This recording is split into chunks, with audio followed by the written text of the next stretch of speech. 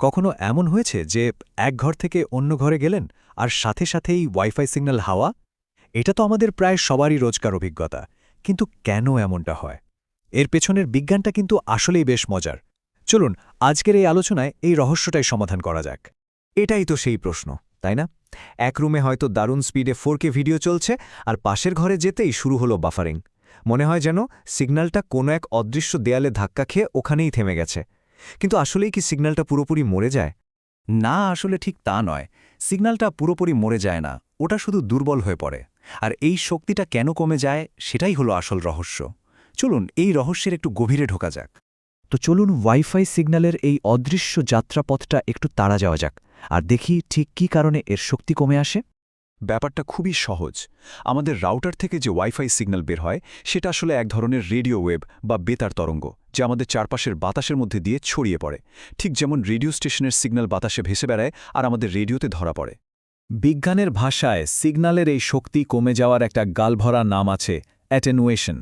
এভাবে ভাবুন, wifi signal যখন দেয়াল, দরজা বা ঘরের কোনো আসবাবপত্রের মতো বাধার মধ্যে দিয়ে যায়, তখন ওই বাধাগুলো একটা স্পঞ্জের মতো কাজ করে, মানে সিগন্যালের কিছুটা শক্তি শুষে নেয়, আর এর ফলে সিগন্যালটা দুর্বল হয়ে পড়ে। বিষয়টা ঠিক যেমনটা এখানে বলা হয়েছে। আরএফ সিগন্যাল যখন স্থান এবং বস্তুর মধ্য দিয়ে ভ্রমণ করে, তখন তারা সিগন্যালের শক্তি হারায়। তার মানে রাউটার থেকে আমাদের ফোন পর্যন্ত পৌঁছাতে একটা সিগন্যাল যত বেশি বাধার সামনে পড়বে, তার শক্তিও ঠিক ততটাই কমতে থাকবে। এটাই হলো অ্যাটেনুয়েশনের মূল কথা। আচ্ছা, এই সমস্যার আরও গভীরে যেতে হলে আমাদের ওয়াইফাইয়ের দুটো প্রধান ফ্রিকোয়েন্সির সাথে পরিচিত হতে হবে। এদেরকে আমরা আজকের আলোচনার মূল দুই প্রতিদ্বন্দ্বীও বলতে পারি। রাউটারের ওয়াইফাই নেটওয়ার্কের লিস্টে আমরা সবাই নিশ্চয়ই এই দুটো নাম দেখেছি, 2.4 গিগাহার্টজ আর 5 গিগাহার্টজ। আমাদের দেয়াল ভেদ করার রহস্যের চাবিকাঠি কিন্তু এদের মধ্যেই কোথাও একটা লুকিয়ে আছে। খুব সহজ করে যদি বলি, ফ্রিকোয়েন্সি হল প্রতি সেকেন্ডে তরঙ্গের কম্পনের সংখ্যা।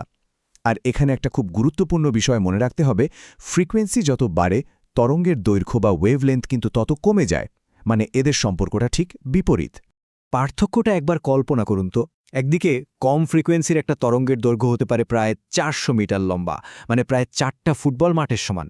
আর অন্যদিকে অনেক বেশি ফ্রিকোয়েন্সির একটা তরঙ্গের দৈর্ঘ্য মাত্র 1.2 মিলিমিটার, মানে খুবই ছোট।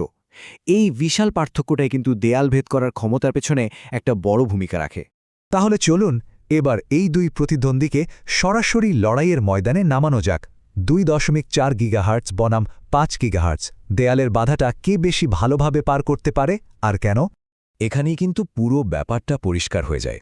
দেখুন, 2.4 গিগাহার্টজের তরঙ্গদৈর্ঘ্য লম্বা, তাই এটা দেয়ালের মতো বাধা বেশ ভালোভাবে পার করে বহু দূর পর্যন্ত যেতে পারে। কিন্তু এর দুর্বলতা হলো এর স্পিড কিছুটা কম। আর বাড়ির অন্যান্য ডিভাইস, যেমন ধরুন মাইক্রোওয়েভ ওভেন বা ব্লুটুথ স্পিকার, এর সিগন্যালকে সহজেই বাধা দিতে পারে। অন্যদিকে 5 গিগাহার্টজ হলো একেবারে স্পিডস্টার, অনেক ফাস্ট, আর অন্য ডিভাইসের বাধাও অনেক কম। কিন্তু এর ছোট ছোট তরঙ্গের কারণে দেয়ালের মতো কোনো বাধা পার হতে গেলেই এর শক্তি অনেকটাই কমে যায়। কিন্তু দাঁড়ান, এখানে একটা ছোট্ট ধাঁধা তৈরি হচ্ছে, তাই না? আমরা একটু আগেই তো জানলাম যে সিগন্যাল দুর্বল হয় মূলত দূরত্ব আর বাধার কারণে, সরাসরি ফ্রিকোয়েন্সির জন্য নয়।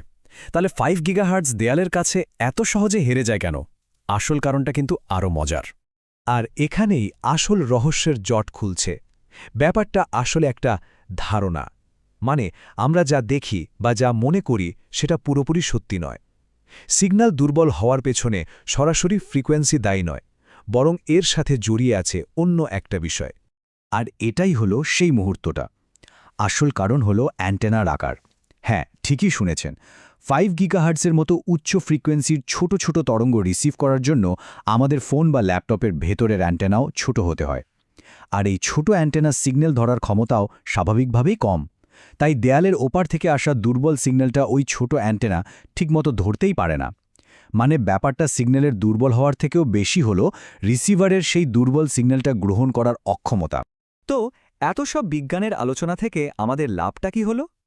চলুন এবার জেনে নিই কিভাবে এই জ্ঞান কাজে লাগিয়ে নিজেদের ওয়াইফাই সংযোগকে আরও ভালো আর কার্যকর করা যায়।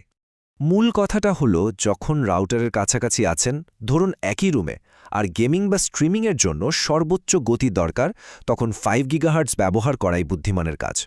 আর যদি বাড়ির অন্য প্রান্তে ইন্টারনেট ব্যবহার করতে হয় যেখানে সিগন্যাল পৌঁছানোটা একটু কঠিন, সেখানে 2.4 গিগাহার্টজ অনেক ভালো কাজ দেবে। এটা কিন্তু ভাবার মতো একটা প্রশ্ন।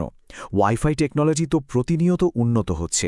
হয়তো ভবিষ্যতে এমন কোনো প্রযুক্তি আসবে যা গতি আর রেঞ্জ দুটোরই দারুণ একটা সমন্বয় ঘটিয়ে এই দেয়ালের বাধাকে খুব সহজেই জয় করে ফেলবে। সেটা দেখার জন্য আমাদের অপেক্ষা করতে হবে।